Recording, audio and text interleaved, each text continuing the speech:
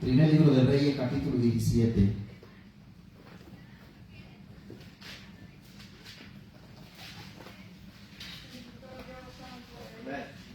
Primer libro de Reyes, capítulo 17.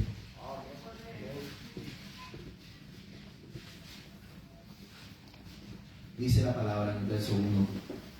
Entonces Elías Tisbita, que era de los moradores de Galaad, dijo a Acab: vive Jehová Dios de Israel, en cuya presencia estoy, que no habrá lluvia ni rocío en estos años, sino por mi palabra. Verso 2. Y vino a él palabra de Jehová diciendo, verso 3, léalo usted: apártate de aquí, vuélvete al oriente, escóndete en el arroyo de Kerit, que está enfrente de Jordán. Verso 4 dice: beberás del arroyo, y yo he mandado a los cuervos que te den allí de comer. Amén. Esta noche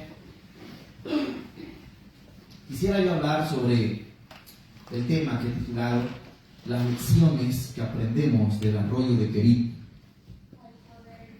La vida, hermanos, es una vida de procesos. Y uno tiene que estar atento a los procesos de Dios. El arroyo de Kerit es así conocido, el lugar donde Dios decidió preservar al profeta Elías de una situación difícil que venía sobre la tierra de Israel. Usted sabe la historia. Dice la Biblia que hubo una sequía por causa de la palabra del profeta. Elías profetizó y la sequía comenzó. La sequía comenzó a causa del pecado de Acab y del pecado de la nación. La nación había sido entregada al baalismo y a la adoración de falsos dioses, y Dios decidió tratar con el pueblo. En este contexto viene la sequía sobre toda la tierra, y Dios decide preservar la vida del profeta de una manera tan sobrenatural, de una manera tan poderosa, que a partir de ahí aprenderemos una lección precisa de lo que Dios quiere hacer para nosotros, la iglesia, en este año 2024.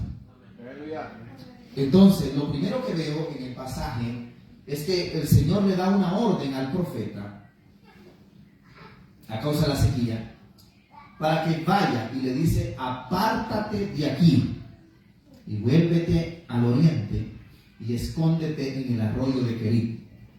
Lo primero que usted quiero que entienda es que el arroyo de Kerit era una fuente que Dios había preservado para que el profeta fuera sustentado. Pero en los procesos de Dios usted tiene que estar atento, porque Dios es un Dios constante de cambios en la vida de los seres humanos. Y cuando le dice que vaya al arroyo de Kerit, es porque Dios sabe que allí lo va a preservar. Ahora, tenía agua en el arroyo de Kerit, pero no tenía comida. Entonces dice Dios: y yo he dado la orden allí a unos cuervos para que te sustenten. Lo que estamos viendo aquí en la primera lección que hay que aprender es que uno tiene que aceptar la voluntad de Dios y aprender a seguir instrucciones. Aceptar la voluntad de Dios y aprender a seguir instrucciones. Diga conmigo: aceptar la voluntad de Dios y aprender a seguir instrucciones. Todo cristiano que acepta la voluntad de Dios y que sigue instrucciones será un cristiano que va a ser preservado de lo que venga. Ahora, porque Dios tiene un plan, y sin embargo, esta no era la mejor medida, esconderse. Pero usted tiene que saber cuando Dios lo llama a esconderse y cuando Dios lo llama a salir. Mire qué interesante. Le dijo: escóndete en el arroyo de Kerit, ¿verdad? Ahora bien, ¿por qué cuando estaba en la cueva, más adelante en el proceso de Elías, le dice: sal de la cueva? ¿Por qué esta vez le dice: escóndete en el arroyo de Kerit? Y en la otra vez le dice: sal de la cueva. ¿Qué haces aquí, Elías? ¿Cuántos han leído esa parte de la Biblia? Amén. Esto es porque Dios es un Dios de procesos. Y en cada momento de nuestra vida Dios tiene algo que hacer y una manera de tratar con nosotros. Entonces, lo primero que debemos hacer si queremos enfrentar el año 2024 con victoria, con bendición, es que tenemos que aprender a aceptar la voluntad del Señor y ser sensibles. Porque cuando somos sensibles a su voz, a su guianza, a sus instrucciones, tal vez las cosas no nos parecen, porque nosotros tenemos otros planes, pero los planes de Dios son más perfectos que los tuyos. Y la agenda de Dios está por encima de las agendas nuestras. Usted tiene que aprender a saber que si estás en la agenda de Dios, no habrá sequía que te pueda alcanzar, no habrá crisis que te pueda alcanzar. Dios te va a preservar cuando estás aceptando su guianza. Amén, hermanos. Ahora bien, el arroyo de Jericó entonces representa eso, el lugar de donde Dios lo quería preservar. Y esta vez Dios le dice al profeta, escóndete. Y la otra vez Dios le dice al profeta, sal de la cueva. Porque no todos los procesos son iguales, ni todos los tiempos son iguales. Estamos por entrar el año 2024 en una temporada quizás que va a ser muy difícil. No quiero ser profeta de managüeros, consecuencias de cosas feas. Pero para este mundo se oyen cosas que son muy difíciles que vienen. Amén. Posiblemente una pandemia, por ahí por el mes de abril, que cierre todo esto otra vez.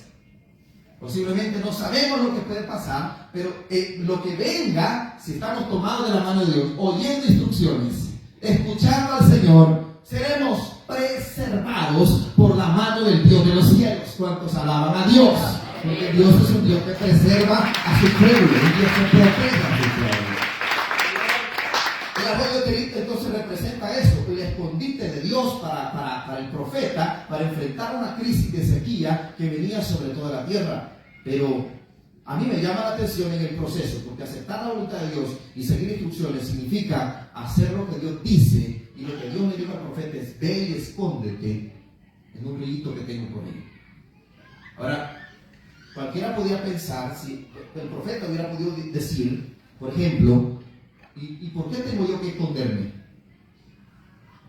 ¿Me voy a entender?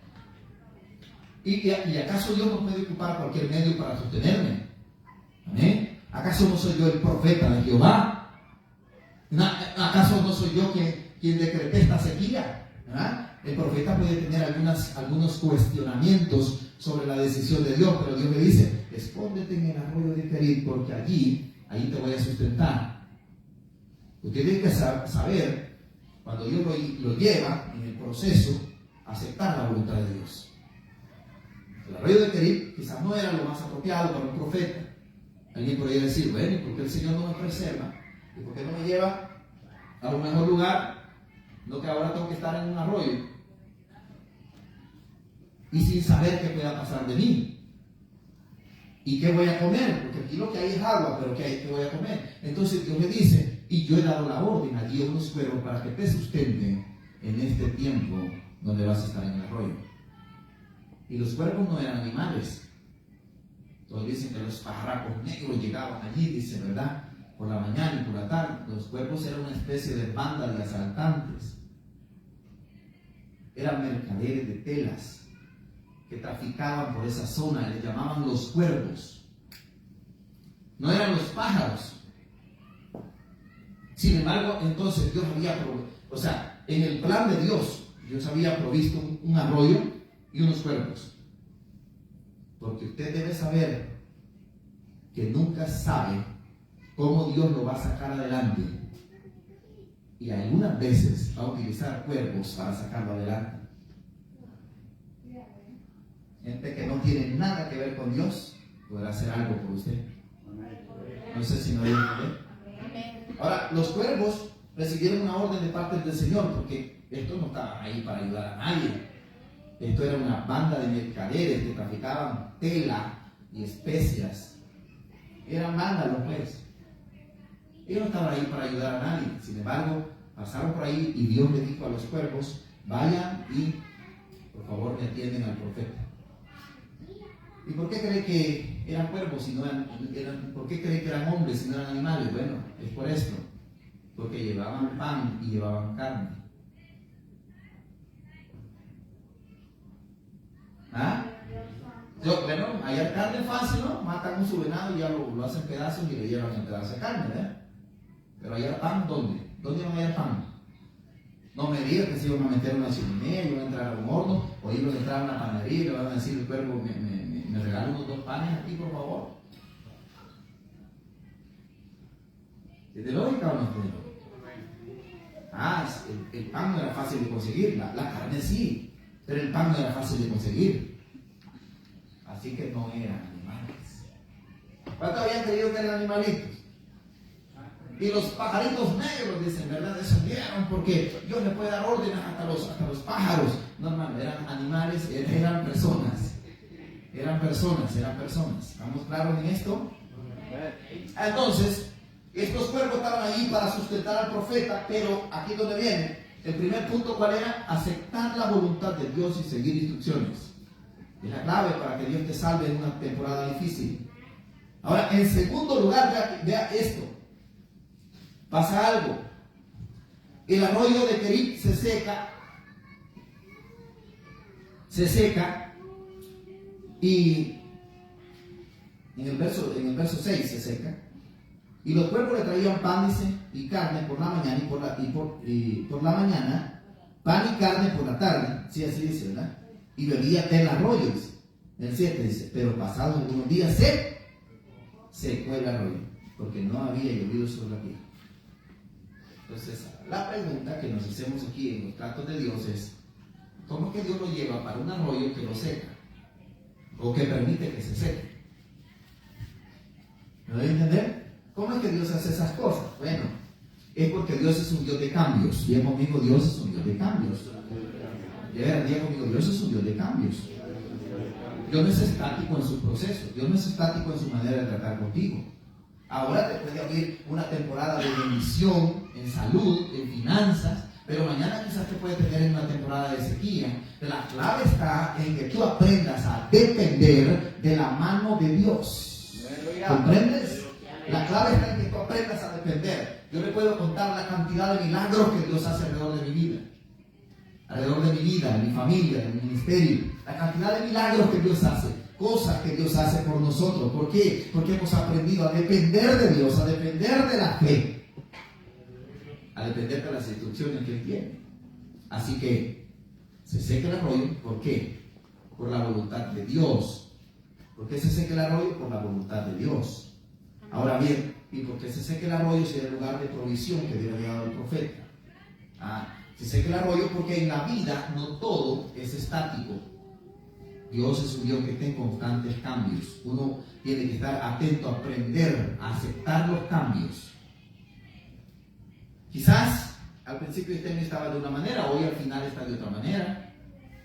Uno tiene que aprender a aceptar los cambios. Quizás al principio del año estabas con menos libras que ahora, pero comiste mucho pan dulce, mucha pizza, mucha hamburguesa, y ahora tenés otras libritas más que no querés. Bueno, eso es por poner un ejemplo, ¿verdad?, de la vida natural. Pero quizás en un estado espiritual al principio del año estabas en una condición y ahora estás en otra condición. Y tú sigues preguntándote, bueno, ¿y por qué? Si oro igual, si me mantengo fiel a Dios igual, ¿y por qué no siento lo mismo? ¿Qué es lo que está pasando? Es que Dios es un Dios de procesos y un Dios de cambios. Yo quiero decir una cosa, hemos estado orando por un avivamiento, por un despertar espiritual. Casi 2 meses me llamó el Señor, estamos por finalizar. Pero una de las cosas que yo cuestionaba en el proceso, que le decía a Dios, bueno, Señor, que más frío veo a los hermanos yo, Padre amado. Más seco los veo, más frío, más raro, más extraño, más cómodo, más, no sé, Padre, más ausencia, ¿verdad? Y entonces el Señor me dice, porque yo no trabajo en tu agenda, hijo mío, solo tú tienes que hacer lo que yo te mando a hacer. ¿Cuánto entiendes lo que estoy diciendo? Así que yo te he mandado a interceder, así que sigue orando, sigue doblando tus rodillas, que tú no has sido llamado a hacer los cambios los hago yo, y cuando yo quiero los voy a hacer. Y entonces estaba con paz, recibí paz en mi corazón y seguí con la otra semanita que venía. Y dije, vamos a seguir en el proceso. Algunos hermanos se han dado cuenta, 1 de la tarde, 2 de la tarde, yo estoy finalizando ese tiempo. Y entonces, ¿qué es lo que he visto? En la temporada de lo que he visto fue que he visto muchas cosas extrañas en el proceso. Pero no tengo la facultad de cuestionar los procesos. ¿Por qué? Porque yo sé que un día Dios va a despertar esta iglesia. Yo sé que un día Dios va a despertar este valle. Yo sé que un día Dios va a despertar esta ciudad. Yo sé que Yo sé que la siembra, oiga bien, yo sé que la siembra que yo estoy haciendo en el ayuno y la oración no quedará en mal. Esa semilla quedará sembrada y un día habrá generaciones que cosecharán las semillas que se siembran en esta ciudad. No sé si me está entendiendo mi lenguaje, pero mi lenguaje es que usted tiene que entender que cuando usted comienza por un proceso, sepa que si Dios lo ha bendecido, aprenda a disfrutar de ese momento, aprenda a ser fiel de ese momento. Pero cuando Dios le seque el arroyo, aprenda a ser fiel con arroyos secos también. ¿Cuántos están aquí todavía? Porque te va a secar el arroyo y no hay lugar para cuestionamiento. Porque hemos entendido que Dios manda y que Dios es soberano. Entonces, hermanos, lo que quiero profetizarles esta noche es que se acerca una gran temporada para la iglesia. ¡Aleluya! Ay, Dios mío, no sé cuántos van a creer esto que estoy diciendo. Se acerca una gran cosecha. Se acerca una gran temporada. Una bendición sobrenatural va a caer sobre la iglesia. Y todos aquellos que estén allí dispuestos a que Dios haga lo que tiene que hacer, lo hará. Y usted solo levantará la mano y el fuego de Dios caerá sobre su vida. Yo lo creo. Yo lo creo. En el nombre del Señor eso va a pasar. Vamos a tener cultos donde la agenda de Dios, donde la agenda nuestra se rompió y la agenda del Espíritu comenzó, ¿verdad? Y el Señor ministró, a uno lo sanó, a otro lo... Y cualquier cosa puede pasar, porque donde Dios se mete en la atmósfera, cambia la atmósfera. No hay necesidad de que estemos gritando. Él lo hace todo. Así que nosotros vamos a ver, estamos sembrando y seguiremos sembrando. ¿Por qué? Porque vamos a ver, no sé cuánto tiempo pueda tardar. Pero estamos buscando las aguas del Señor aquí en este valle, en esta ciudad. No sé cuánta profundidad pueden estar las aguas de Dios aquí, para su avivamiento, para la iglesia. ¿Sabe de qué estoy hablando? Estoy hablando de que usted va a comenzar a sentir algo que nunca ha sentido en su vida, por Dios. Una pasión por el Señor que nunca ha sentido en su vida. Un deseo de orar que nunca ha sentido en su vida. Y esas cosas solo Dios las puede hacer. En el arroyo de Querib yo tengo que aceptar la voluntad de Dios y oír instrucciones. Porque cuando se seque el arroyo, yo tengo que entonces entrar en la segunda etapa. En la segunda lección del arroyo de Querib está que yo tengo que ser flexible a los cambios de Dios.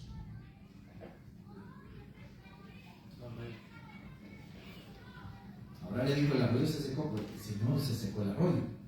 ¿Qué vamos a hacer ahora con el arroyo seco? Entonces hay nuevas órdenes.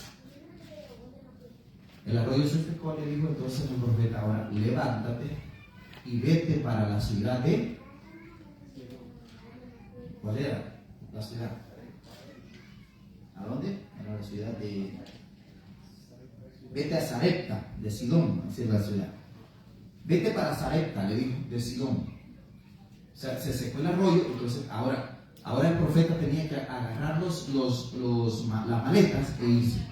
O sea, moverse, hacer el cambio. Ahora, ¿cuántos estarían dispuestos a todo esto? Si ustedes hubieran sido profetas, ¿cuántos hubieran estado en ese cuestionamiento, en esa actitud de rebeldía, en esa actitud de decir, bueno, pero yo aquí estaba cómodo, porque el arroyo de Querib significa o representa la comodidad. Ahora que se seque el arroyo, te saca Dios de la comodidad, y muchas veces Dios te va a sacar de la comodidad por razones obvias. Te quiere mover de ahí porque te estás estancando espiritualmente. ¿Y todavía? Si te estás estancando espiritualmente en una situación, en un ambiente, en una atmósfera, Dios te va a mover de ahí, ¿verdad? Dios puede hacer cosas para mover. Así que se secó el arroyo y ahora dice Dios, levántate y vete a Sarepta. Allí, en Sarepta, le dice, y aquí vienen los métodos extraños, le dice, allí en Sarepta, vete a Sarepta de Sidón y mora allí, le dice. He aquí que yo he dado orden allí a una mujer viuda que te sustente. Para comenzar, las cosas de Dios son difíciles de entenderlas. Porque ¿cómo es posible que una viuda reciba la orden de sustentarlo? Yo le he dado una orden a una viuda que te sustente. No es lógico. ¿Verdad que no es lógico? No es lógico. no hay lógica. Pues quiero decirle que Dios no opera en las leyes nuestras. Dios no opera en el sentido común de nosotros. Dios opera en sus leyes. No sé si me entendieron, pero lo que quise decir es que para Dios 2 más 2 no es 4, sino que para Dios 2 más 2 puede ser 20,000. Porque no opera Dios en las reglas humanas, no opera Dios en las leyes humanas. Él opera en sus leyes propias que Él ha creado. Allí le dice: yo he dado la orden a una viuda. Así que ¿cuántos de los críticos del profeta hubieran comenzado a decir, los críticos del profeta, qué terrible este profeta más sinvergüenza? Que no se da cuenta que esa mujer es necesitada y que ella necesita de unos huevitos en vez de que el profeta venga a quitarle, ¿verdad? Ay, Señor. El punto está aquí. Esto no es aplicable en el contexto nuestro, no es aplicable a que tú tienes que dar, como dicen algunos que aplican mal este versículo, que tú tienes que dar tu casa y quedarte sin nada, que tú tienes que sembrar tu carro y quedarte sin nada. Eso es locura, eso es una bayuncada, eso es una tontera, eso es una antibíblico, es diabólico. Eso es algo que no es de Dios. Sino que lo que está diciendo el profeta es que Dios utiliza métodos extraños para bendecirte, y muchas veces Dios, si nos ponemos en el lado de la viuda, Dios va a probar la fe de la viuda, y si nos ponemos en el lado del profeta, Dios va a probar la lógica y el sentido común del profeta. Porque tampoco es fácil llegar ahí. Ahora, porque fíjese, cuando él llega a donde la viuda todavía no sabe nada de lo que está pasando en el proceso. Dios le dice: yo he dado la orden a una viuda, pero yo no veo la orden que tenía la viuda. O alguien sabe que cuando la viuda lo vio al profeta, dijo: venga, pase delante, profeta, se lo decía, ya Jehová me habló.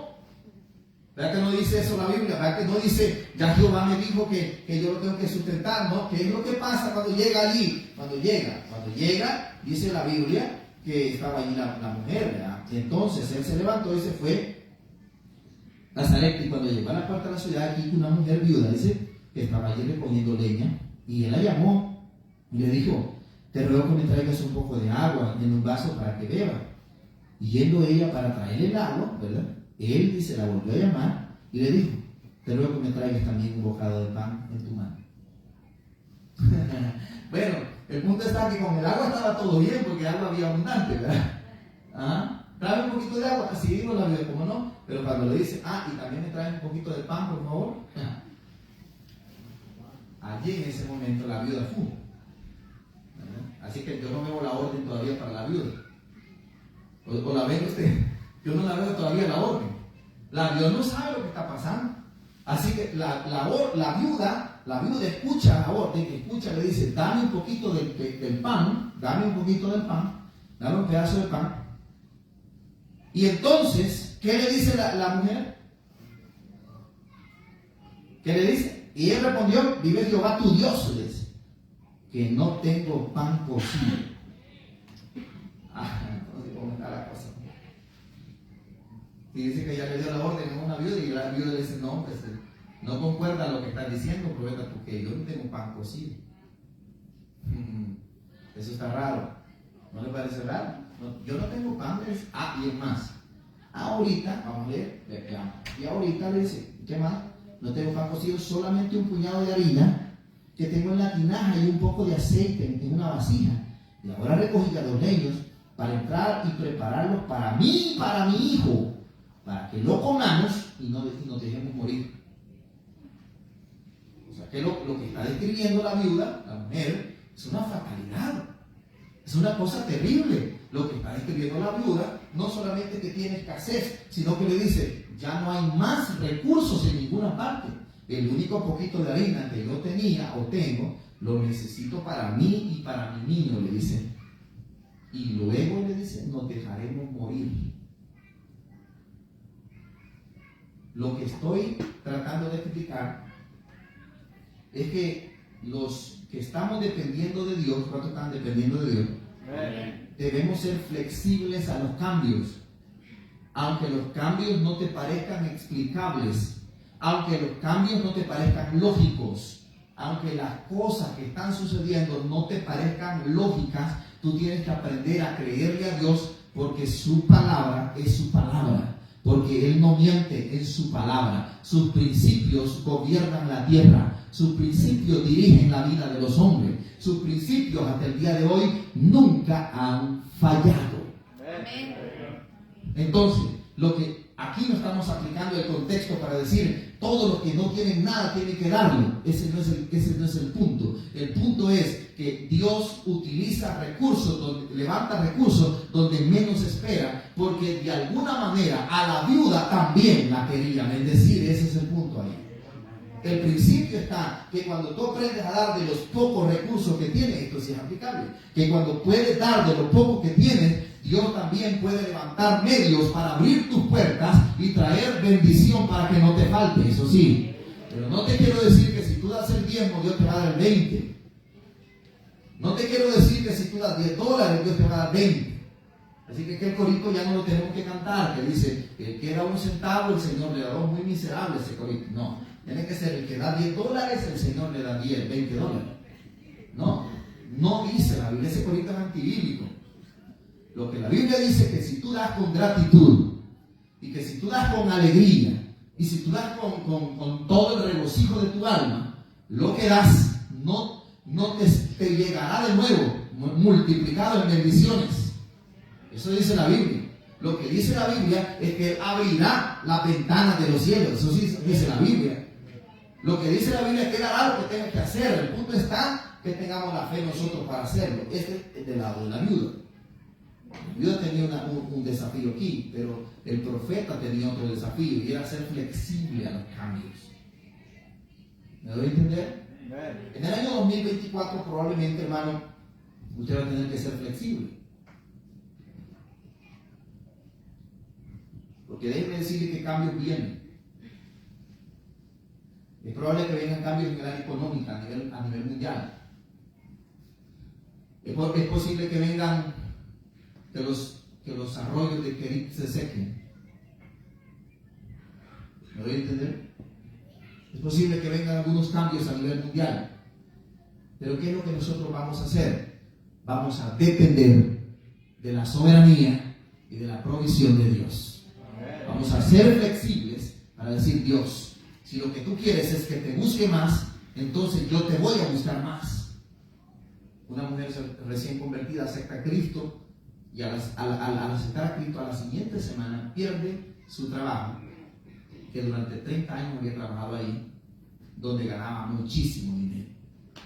Y la pregunta es, bueno, ¿y por qué razón Dios le quita el trabajo a los días de haber aceptado a Cristo? ¿Qué explicación lógica tiene eso? ¿Verdad? ¿Qué explicación tiene eso? Entonces la mujer se preguntaba y entró en esa duda si lo que había hecho era correcto, de aceptar a Cristo y entregarle su vida al Señor. Entonces el pastor le explicó a esta hermana que ahora ya no vive para ella, sino que vive para el Señor.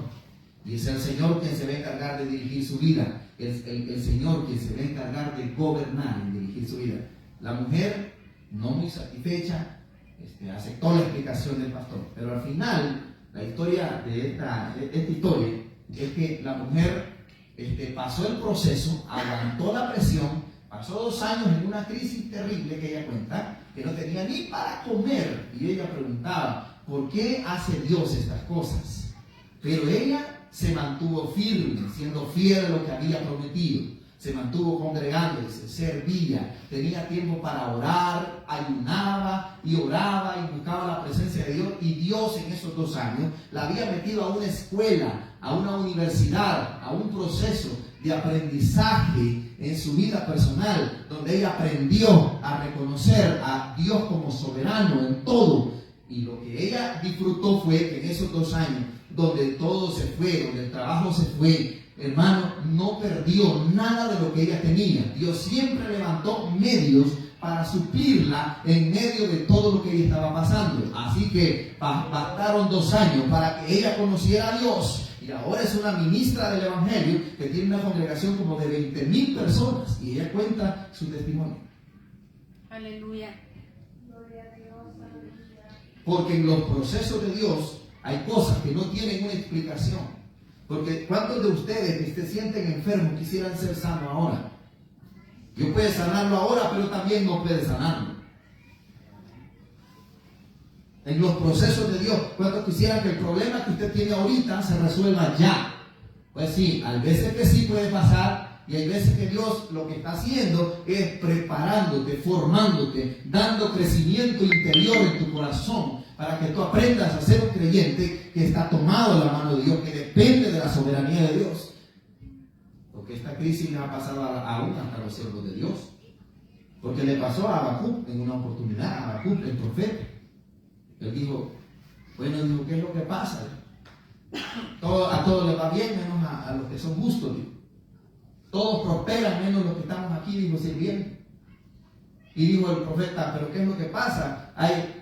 Los jueces han torcido el derecho, la justicia no prospera, y a pesar de todo eso dice, ¿y qué es lo que pasa?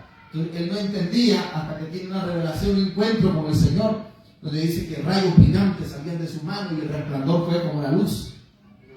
Y comenzó Dios a tratar con el profeta y a levantar la crisis que tenía el profeta. Cuando llega a la conclusión, el profeta en el capítulo 3 o 4, creo, no sé si es 3 o 4, en el 17 en adelante, donde él dice lo que leyó la hermana que estaba leyendo, ¿qué cita era? Habacuc 3:17, ¿verdad? Donde él llega a una conclusión. ¿Y cuál fue la conclusión? Aunque la higuera no florezca, aunque no haya vacas en los corrales, aunque las vides no den fruto, aunque no hayan ovejas en la majada, algo así dice, ¿verdad? Con todo dice, yo me alegraré en Jehová, en el Dios de mi salvación. ¿Sabe qué estaba pasando? El profeta había pasado el proceso y había aprobado el proceso. Aleluya. Porque cuando tú aprendes a adorar a Dios en la sequía, no es fácil. Has madurado. Cuando tú aprendes a adorar a Dios, mucha gente se desanima porque las cosas no van bien, porque los resultados no son buenos, porque están teniendo malas noticias, porque están teniendo un ambiente que no es apropiado. Y dice, yo me desanimo, dice, hoy que estaba yo luchando por ser mejor cristiano, me desanimo. No se desanimen, porque viene un año 2024 donde Dios va a cambiar en la forma que está tratando. El proceso termina y comienza uno nuevo. Una temporada termina y comienza otra temporada. Si has pasado por la sequía, viene la temporada donde Dios te va a dar la bendición y la abundancia. Si has pasado por la abundancia, puede venir una temporada de sequía, pero en sequía o en abundancia, con arroyo o sin arroyo, los que confiamos en Dios, habremos oído, aprendido, afinar el oído para escuchar la voz de Dios. Y cuando caminamos bajo su cobertura, no habrá lugar donde perezcamos, estaremos vivos y de pie, fuertes y saludables en Cristo Jesús, para caminar sobre la tierra de los vivientes hasta el final. Dios es fiel. ¿Cuántos pueden estar conmigo esta noche? Dios es fiel. ¿Cuántos pueden decirlo? Dios es fiel. Así que vete para donde la viuda no tenía nada, recibe la orden y dice, bueno, pues dice, si esa es la orden de Dios, dice, está bien, vamos a morir. Éramos yo y mis hijos que íbamos a morir, pero ahora el profeta más señal de la muerte aquí. Así que vamos a compartir, ¿verdad? Pedacito de pan y nos morimos junto con el profeta. Parafraseando. Pero ¿qué pasa? Ahí, en los procesos de Dios, es donde Dios quiere hacer algo grande. Observemos el proceso, observemos, tanto para el profeta como para la viuda. Dice el texto que sigue. Entonces le dijo el profeta Elías, verso 13. Elías le dijo, no tengas temor, ve, ya es como ha dicho, pero hazme a mí primero de ello una pequeña torta cocida debajo de ceniza y tráemela, y después harás para ti y para tu hijo. Uy, qué ingrato el profeta, ¿ah? Qué bárbaro ese profeta, Dios mío. Qué profeta más sinvergüenza, hermano. ¿Ah? Ahora, yo les hago una pregunta seria y sincera. Si ustedes hubieran sido la viuda en esa condición, ¿cuánto hubieran obedecido a la palabra del profeta?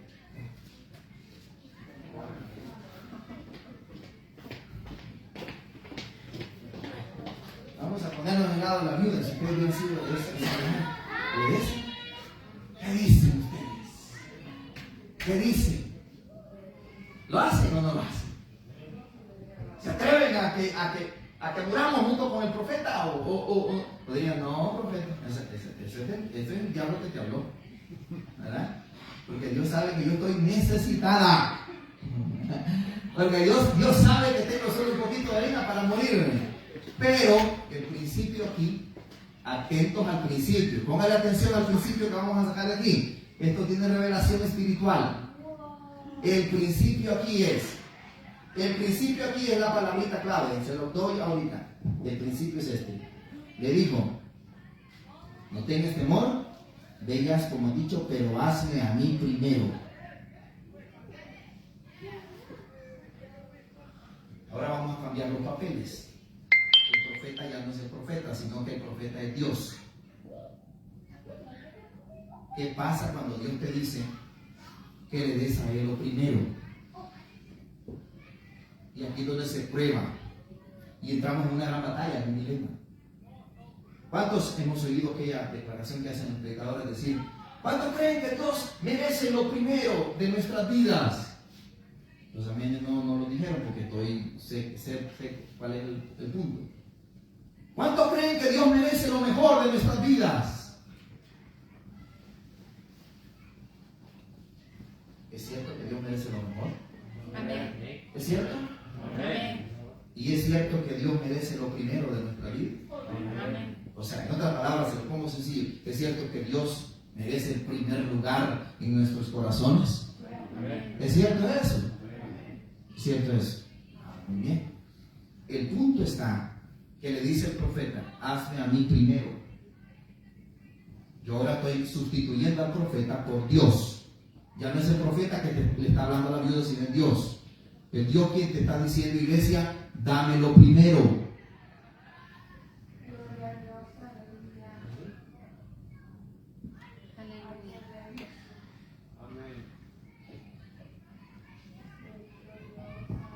Y cuando tú le vas a... Yo siempre he visto en la Biblia que Dios siempre pidió lo mejor y lo primero. A Abel le pidió, dice que ofreció lo más gordo y Dios se agradó de Abel, ¿se acuerdan? La ofrenda para el sacrificio tenía que ser lo mejor. El macho cabrío, el carnero tenía que ser perfecto, sin ojos dañados, sin ser manco de una pierna, de una pata. O sea, no tenía que tener los testículos magullados, dice la Biblia. El cordero que se ofrecía en el sacrificio tenía que ser lo mejor y lo perfecto. ¿Entienden ese principio? La ofrenda que Dios recibió a Abel era lo mejor, de lo mejor que él tenía, y lo ofreció a Dios y Dios se lo recibió.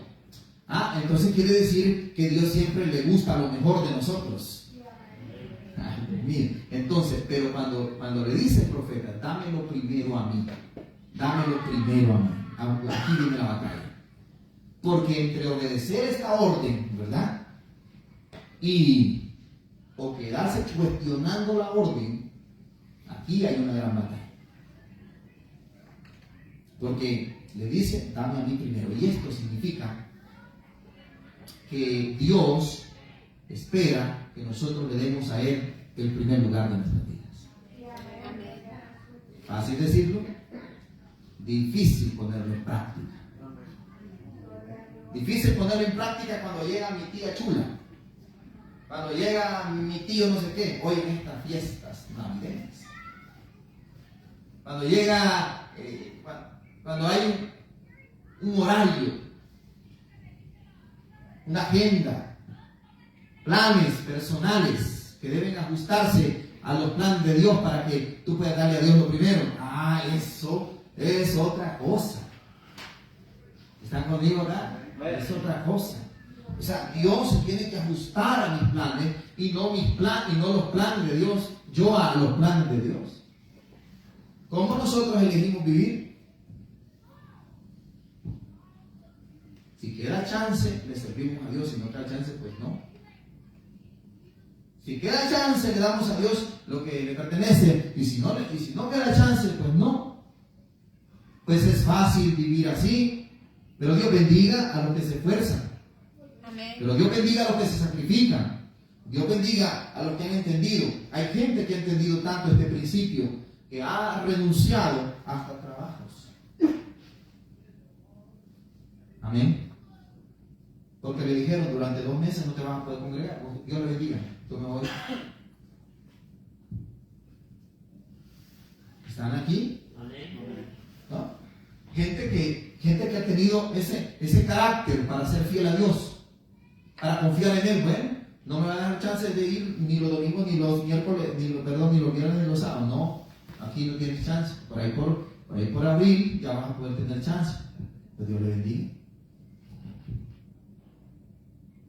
¿Quién haría eso? Un pastor. Hay que ser sabio. Tiene que ser prudente. ¿Ah? Porque ¿cómo voy a hacer para pagar la renta? ¿Y cómo voy a hacer para pagar los biles? ¿Cómo voy a hacer para pagar todo eso? Hay que ser prudente uno, ¿verdad? ¿Para qué sirva? Prudente, ¿verdad? Pues en ese momento, cuando ahí es donde se prueba que tú estás dependiendo de la mano de Dios. Y ya se van apagando los amenes. Habían varios, pero aquí ya se van apagando. Ya por la hora, ¿verdad? Entonces, ¿qué pasa si tú obedeces? ¿Qué pasa si tú das el paso de fe? Dios promete ser fiel contigo. Amén. Los predicadores gritan en el púlpito: Dios está con ustedes. Amén, dicen todos los hermanos. ¿Ustedes están con Dios? Esa es la pregunta más importante. Dios está con todos. ¿No dice que hasta la lluvia salió sobre los conversos y les hace florecer la tierra también a ellos? Gracia común. Ustedes están con Dios. ¿Estoy yo con Dios? ¿Yo estoy con Dios? Entonces es fácil decir, Dios está con nosotros, hermano. Eso provoca amenes. ¿Ustedes están con Dios? Eso no provoca amenes. Pero el punto está en que el milagro ocurrió, en que la mujer obedeció en una situación precaria y difícil, y digo, bueno, que se haga la voluntad de Dios en esta operación suicida que nos ha mandado el Señor. Vamos a darle al profeta y que entonces ya muramos todos aquí en paz, pero en comunión con el Señor. Ahora vamos a abrir todos aquí en comunión con el Señor. Así que hizo la torta y yo me imagino que la viuda dijo: qué terrible la prueba que me ha puesto Dios, y haciendo la torta y derramando lágrimas, hermano. ¿Sí? Es tremendo tener que compartir con el profeta por la orden de Dios. ¿Sí? Oh, Dios mío, este poquito de pan bien me serviera para el desayuno, para que todavía tuviéramos un tiempo más de comida, porque solo esto tenemos, pero el profeta ha pedido el pedacito de él y no se lo podemos negar. Entonces vamos a hacerlo en obediencia. Dios sabrá lo que tenga que hacer, y si morimos, pues morimos, pero en comunión con Dios, dijo la viuda. Y porque Dios es un Dios experto en hacer milagros cuando le cree. Amén. Cuando la gente le cree a Dios, Dios es un Dios experto en hacer milagros sobrenaturales. Amén. De gran poder. Dios es un Dios poderoso. Dice aquí en el texto sagrado que cuando ella hizo eso, dice la palabra, porque Jehová, el Dios de Israel, verso 14, ha dicho así: la harina de la tinaja no escaseará, ni el aceite de la vasija disminuirá, hasta el día en que Jehová haga llover sobre la tierra, sobre la faz de la tierra. Es tan fácil obedecer a Dios cuando ya tenés la palabra por delante de lo que Dios dijo que va a hacer, pero es tan difícil obedecer a Dios cuando no tenés la palabra por delante todavía de lo que Dios va a hacer. Mire qué secreto lo que hay aquí en esta palabra. Le dijo: dame de la torta, pero todavía no le había dicho. ¿Verá que hubiera sido mejor que le hubiera dicho: mujer, viuda, dice Jehová el Señor, que si hoy me das de esa torta, la harina no escaseará en tu casa, y vas a pasar por esta sequía hasta que haya lluvia sobre la tierra. ¿Cuántos me han dicho amén? Gloria a Dios, porque el profeta lo ha dicho. Amén, obedezcamos porque el profeta lo ha dicho. Pero le escondió la palabra profética. No sé si me está entendiendo lo que voy a decir. Muchas veces, hermano, Dios no te revela el final, sino que dice: cree, avanza, sigue adelante. Y tú no tienes revelación del final. Y eso es difícil caminar así. Amén. Cuando tú necesitas un milagro, pero no has recibido la palabra sobre ese milagro, no es fácil caminar en fe. No es fácil decir, Dios no da hambre. ¿Ah? Es el diagnóstico en un examen y dice, no, esto está terrible. O sea, lo que sigue es la muerte. Y entonces, en vez de irse a ayunar y a creerle a Dios, allá se va a cotizar cuánto vale el servicio fúnebre y toda la cosa en la funeraria, y ¿verdad? Y comienza a pedir a la familia para ver si le apoyan ahí. Mira, gente que ya tengo un cáncer terminal aquí, entonces ayúdame aquí porque yo no quiero darle gastos a los hijos, dice. En vez de estar agendando allá, ¿verdad? El servicio fúnebre, sino que lo que tendría que hacer es creerle a Dios, dar un paso de fe y decir, bueno, Dios, este es el diagnóstico médico, pero la última palabra la tiene Dios. Yo viviré porque Dios diga que yo viviré. Yo no moriré porque el papel dice que yo moriré. Yo viviré porque Dios dice cuándo yo moriré. Y viviré por la palabra que Dios diga. O moriré por la palabra que Dios diga. Yo lo creo. Entonces te levantaste. Y se fue la tristeza. Y se fue la depresión. Y se fue la crisis. Porque Dios tiene una salida para el problema. Ahora, a la viuda no le había revelado que el plan era, el plan estaba bonito, porque en el versículo que sigue entonces le dice, porque Dios, Jehová de Israel, ha dicho así, la harina no escaseará ni el aceite de la vasija va a disminuir. Pero esa palabra no se la había dicho al principio. ¿Comprenden? Ahora bien, entonces, los que estamos dispuestos a creerle a Dios, quizás enfrentaremos en el 2024 lo desconocido. Pero el milagro ocurrió. Dice la Biblia que la harina no le faltó a la mujer. O sea que, ¿cómo está uno peor? ¿Obedeciendo a Dios o haciendo nuestros propios planes? Piénsalo. ¿Cómo está uno mejor? Obedeciendo a la palabra, siendo flexible a las instrucciones de Dios, moviéndote cuando Dios dice que te tienes que mover, haciendo su voluntad. Entonces estamos más seguros que cuando nosotros decimos, no, pero yo voy a tomar medidas, aquí voy a hacer mis planes, yo solo aquí. ¿Qué hubiera pasado si la viuda no obedece? La historia hubiera dicho otra cosa. Y la viuda no quiso obedecer a Dios y al siguiente día se murió y fue sepultada. Pero ¿qué dice la historia? Y la harina y el aceite no escaseó, porque Dios es el Dios que puede hacer cosas grandes de las cosas pequeñas. Aleluya, amén y gloria a Dios. Él es capaz de hacer cosas grandes de las cosas pequeñas. Póngase de pie esta noche. Señor Jesús, esta noche, cuando la frase dice, dame a mí primero, es lo que Dios te dice ahora. Dame a mí primero, dice el Señor. Dame mi tiempo, dame lo que me corresponde, dame lo que es mío, dice el Señor. Y vas a ver cómo tu vida comienza a funcionar y comienza a ser bendecido y comienza a ser edificado en Dios. Aleluya. Aleluya. ¿Cuántos pueden dar gracias a Dios esta noche? Tenemos unos minutos para hacerlo. Recibe a Dios. Recibo, Señor, tu palabra esta noche. Recibo tu mensaje. Tu palabra que me ha inspirado a creerte esta noche. Porque tú eres un Dios de procesos. Porque tú eres un Dios de cambios. Porque tú eres un Dios que hace cosas nuevas cada día. Dice, ahora se seca el arroyo.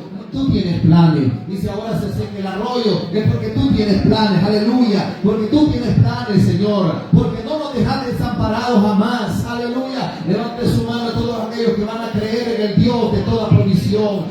En el Dios que puede enviar los cuerpos. En el Dios que puede abrir las puertas de bendición para su vida. En el Dios que puede traer y que puede traer cambios para bendecir, temporadas para bendecir tu vida y temporadas de sequedad, pero que en ese proceso aprendamos a obedecer a Dios y a su palabra y seremos prosperados en todo lo que venga.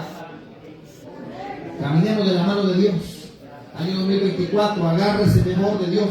haga nuevos tratos con Dios, haga promesas, haga votos con el Señor y diga, Señor, aquí estoy, quiero tener un espíritu de flexibilidad y de obediencia a los cambios, porque tú tienes planes divinos para mí. Y aunque el arroyo de Kerit se seque, esa no es la última palabra la tienes tú, Señor. Y esta noche yo hago la invitación aquí a mi amigo Josué, si quiere entender ahora esta palabra, Josué, y está listo para dar ese paso, Josué, venga, ese paso. Aquí a nuestro amigo William, ¿qué dice William? Quiere dar ese paso con el Señor esta noche. Gloria a Dios, bendito sea su nombre. Hay victoria esta noche, hermano, en el Señor. Gracias por su palabra que nos edifica, que nos bendice, que nos levanta y nos sustenta cada día y nos da la bendición de estar en tu presencia. Señor, te damos gracias. Oímos tu palabra, entendemos tu palabra y obedecemos tu palabra. En el nombre de Jesús. Amén y amén. Gloria a Dios. Bendito sea Dios. Que Dios nos bendiga. Amén.